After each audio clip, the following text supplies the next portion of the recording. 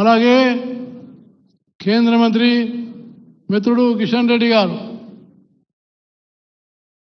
అలాగే మరో కేంద్ర మంత్రి శ్రీనివాస్ వర్మ గారు, ఆంధ్రప్రదేశ్ మంత్రివర్యులు శ్రీ సత్యకుమార్ యాదవ్ గారు, అలాగే తెలంగాణ ఉప ముఖ్యమంత్రి వీళ్ళందరూ ప్రసంగించిన వాళ్ళు, కోమటిరెడ్డి వెంకటరెడ్డి గారు, శ్రీధర్ బాబు గారు, వీళ్ళందరూ కూడా నా గురించి కొన్ని మంచి మాటలు చెప్పి నన్ను మీ మధ్యలో చిరకాలం ఉండే విధంగా జ్ఞాపకం ఉంచుకునే విధంగా చేసినందుకు నేను వాళ్ళందరికీ హృదయపూర్వకమైన ధన్యవాదాలు తెలియజేస్తున్నాను. నేను ఈ పుస్తకం చాలామంది పెద్దలు పుస్తకం రాయాలని నన్ను కోరినారు, కానీ కష్టము చాలా ఇబ్బంది అన్నాను. కానీ మీ అనుభవం చాలా ఉంది కాబట్టి మీరు మొదలు పెట్టండి అన్నారు. నాకు ఆలోచన వచ్చింది. నేను హిమాచల్ ప్రదేశ్ గవర్నర్గా ఉన్నాను. గవర్నర్గా ఉన్నప్పుడు నాతోటి భాను అనేటువంటి మా సోషల్ మీడియా అడ్వైజరు, ఆయన ఒక వీడియో ఫోన్ రికార్డ్ చేసి రోజు 3 గంటలు కోవిడ్ పీరియడ్లో నేను చెప్పడము, ఆయన రికార్డ్ చేయడం, ఆ విధంగా 4 మాసాల వరకు రికార్డ్ జరిగిందని నేను మీకు సభాముఖంగా తెలియజేస్తున్నాను.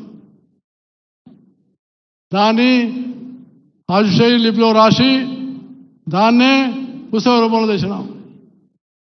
సో అందువల్ల నేను ఈ సందర్భంగా ఒకటే ఒక విషయం చెప్తున్నాను. నేను ఇవాళ మీ ముందు నిలబడగలిగానంటే దానికి ప్రధానమైన కారణము డాక్టర్ మనోహర్ షిందే. ఆయన ఈరోజు కూడా కాలిఫోర్నియాలో ఉన్నాడు. డాక్టర్ మనోహర్ షిందే గారు నన్ను ఆర్ఎస్ఎస్ తీసుకెళ్ళినారు. నాకు తెలియదు, నా వాతావరణం అంతా వేరు. కానీ ఆయన తీసుకెళ్ళి నన్ను ఒక రాయిని, ఒక రప్పను, ఒక శిల్పంలాగా తయారు చేసినటువంటి నాయకుడు డాక్టర్ మనోహర్ షిందే అని మీకు మనవి చేస్తున్నాను. అందువల్ల నేను ఈ 40 సంవత్సరాల యొక్క నా రాజకీయ జీవితాన్ని కారణం ఏంటంటే ఆర్ఎస్ఎస్, రాష్ట్రీయ స్వయం సేవకే నా ప్రాణము, నా ఆత్మ, నా దేహము, నా సర్వమన్నని మీకు మనవి చేస్తా ఉన్నాను. నేను రాజకీయాలకు వస్తాననుకోలేదు, ఏనాడు కూడా ఊహించలేదు. కానీ ఇక్కడ సన్మానం చేసినటువంటి రామారావు గారి శ్రీమతి రామారావు గారు, ఆయన బలవంతం చేసి సంఘ పెద్దలను కోరి నన్ను రాజకీయాల్లో తీసుకొచ్చినటువంటి నాయకుడు వి రామారావు గారు, బంగారు లక్ష్మణ్ గారని నేను మీకు సభాముఖంగా తెలియజేస్తున్నాను. వాళ్ళే నన్ను పెద్ద చేసినారు. అలాగే నా వెంబడి ఈరోజు వేదిక మీద ఉన్న నాయకులు ఇంద్రసేనారెడ్డి గారు, హరిబాబు గారు కానీ, ఇంద్రసేనారెడ్డి గారు అయితే చాలా సందర్భాల్లో నా వెంట ఉండి అన్ని విధాలుగా నన్ను పైకి తేవడంలో తోడ్పడిన నాయకుడు ఇంద్రసేనారెడ్డి గారని నేను హృదయపూర్వకంగా మనవి చేస్తున్నాను. నేను ఎందుకు చెప్తున్నానంటే నేను ఎంపీ అయినా, కేంద్ర మంత్రి అయినా, గవర్నర్ అయినా, ఏదైనా కూడా దీనికి కారణం ఏంటంటే నిరంతరం మనం పరిశ్రమ చేయాలి. రాజకీయాలు వృత్తి కోసం కావు, రాజకీయాలు వ్యాపారం కోసం కావు, రాజకీయాలు సమాజం కోసం పనిచేయడమే రాజకీయమని నేను ఆ రకంగా ప్రజల్లో మమేకమై పనిచేసినాను. సో అందువల్ల మనందరం కూడా నైతిక విలువలను దృష్టిలో పెట్టుకొని మనం సమాజం కోసం పనిచేసేటువంటి తత్వాన్ని పెంచుకోవాలి. సమాజం ఏంటిది? సమాజం ఎవరు? పేదవాళ్ళు, దళితులు, బలహీన వర్గాల వాళ్ళు. అలాంటి వాళ్ళను మనం సముద్రణ చేసి వాళ్ళలో విద్య, వైద్యం, నైపుణ్యం ఈ 3 తీసుకొస్తేనే నిజమైనటువంటి ఒక దేశాభివృద్ధి జరుగుతుందని నేను నమ్ముతున్నాను. చివరిగా నేను ఒకటే చేస్తున్నాను, ఏంటంటే నాకు ఇప్పటికి గుర్తుంది ఒక పాట, తేరా వైభవ్ సదా రహేమా హమ్దిన్ చార్ రహే న రహే. అంటే మేము 4 రోజులు ఉన్నా బతికినా వేరు, కానీ ఓ తల్లి భారతమాత నీ వైభవం కోసమే మేము ఉన్నామని చెప్పేసి ఆ ఆలోచన మన మనసులో రావాలని నేను మీ అందరికీ హృదయపూర్వకంగా మనం చేస్తున్నాను. తేరా వైభవ్ సదా రహేమా హమ్దిన్ చార్ రహే న రహే. ఈ యొక్క భావన దేశంలో 140 కోట్ల మంది తీసుకురావడమే నా మనసులో ఉన్న భావన అని మీకు హృదయపూర్వకంగా తెలియజేస్తూ, చాలామంది పెద్దలు వచ్చినారు. ఒకరిద్దరు పేర్లు చెప్పలేను నేను, కానీ ఇక్కడ కూర్చున్న నా ముందున్న ప్రొఫెసర్ ఇనాక్ గారు, ఆయన దాదాపు 87 సంవత్సరాల పెద్ద మనిషి, కానీ 10:30 నుంచి ఆయన కూర్చొని కదలకుండా ఇప్పటిదాకా కూర్చున్నానంటే నిజంగానే ఆయన ఎంతో రుణపడి ఉన్నాను మీకు మనం చేస్తున్నాను.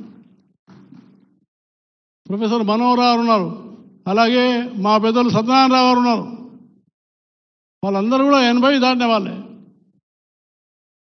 అలాగే చాలామంది ఐఏఎస్ వాళ్ళు, డాక్టర్సు, ప్రొఫెసర్సు, అనేక మంది రాజకీయ నాయకులు అందరూ కూడా వచ్చిన వీళ్ళందరికీ పేరు పేరున, అలాగే నా కుటుంబ సభ్యులు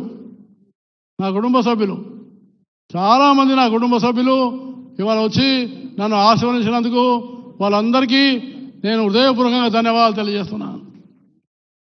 అలాగే నా జీవితంలో నాకు చాలా అండగా ఉండి నాకు అన్ని రకాలుగా నేను ఇంత ఎదగడానికి కారణం ఏంటంటే భారతీయ జనతా పార్టీ కార్యకర్తలని నేను మనసారా నమ్ముతున్నాను. ఆ కార్యకర్తల వల్లనే, ఆ కార్యకర్తల యొక్క సహాయం వల్ల, వాళ్ళ యొక్క కృషి వల్ల, వాళ్ళు చేసినటువంటి సహాయం వల్లనే నేను ఇవాళ కేంద్ర మంత్రి గవర్నర్ కాగలిగాను. కాబట్టి నేను ఎప్పుడు కూడా కార్యకర్తలను మర్చిపోనని, కార్యకర్తలైన ఆస్తి అని నేను ఈ సభాముఖంగా తెలియజేస్తున్నాను. నేను నా ఇంట్లో తిన్న చాలా తక్కువ, కార్యకర్తల ఇంట్లో తిన్నాను, కార్యకర్త ఇంట్లోనే ఉన్నాను ఎక్కువ. కాబట్టి అలాంటి కార్యకర్తలు వాళ్ళకు నేను ఎంతో రుణపడి ఉన్నానని నేను ఈ సభాముఖంగా తెలియజేస్తూ, అలాగే నా శ్రీమతి వసంత కూడా నా జీవితంలో అనేకమైనటువంటి మార్పులు తెచ్చినటువంటి వసంతకు నేను చాలా రుణపడి ఉన్నాను మనం చేస్తున్నాను. ఏ రోజు కూడా నన్ను ఒక్కరోజు కూడా నా శ్రీమతి ఇక్కడ తీసుకుపో, ఇక్కడ తీసుకురా, నాకు ఇది కావాలి అని చెప్పి అడిగినటువంటి ఒక్క రోజు లేదు. నన్ను చాలా విషయాల్లో, స్వచ్ఛత విషయంలో, అలాగే ఆహారం విషయంలో, అనేక విషయాల్లో నాకు పాఠం నేర్పించి నన్ను దారిలో తెచ్చినటువంటి నా సతీమణి వసంత గారికి నేను ఎంతో రుణపడి ఉన్నానని నేను మీకు మనవి చేస్తా ఉన్నాను. అలాగే నా వెంట ఉండి నా కొడుకు వైష్ణవ్ ఆకస్మికంగా మరణించినప్పటికీ నాకు కొడుకుగానే నా బిడ్డ శ్రీమతి విజయలక్ష్మి అండగా ఉండడము నాకు చాలా సంతోషంగా ఉందని మనం చేస్తున్నాను. నాకు ఆ రోజు చెప్పింది మా బిడ్డ, నానా కొడుకు పోయిందని బాధపడకు, నేను నీ కొడుకునని చెప్పి మా విజయలక్ష్మి చెప్పింది. ఆ ధైర్యంతో నేను ముందుకు వచ్చాను. కాబట్టి నా యొక్క బిడ్డ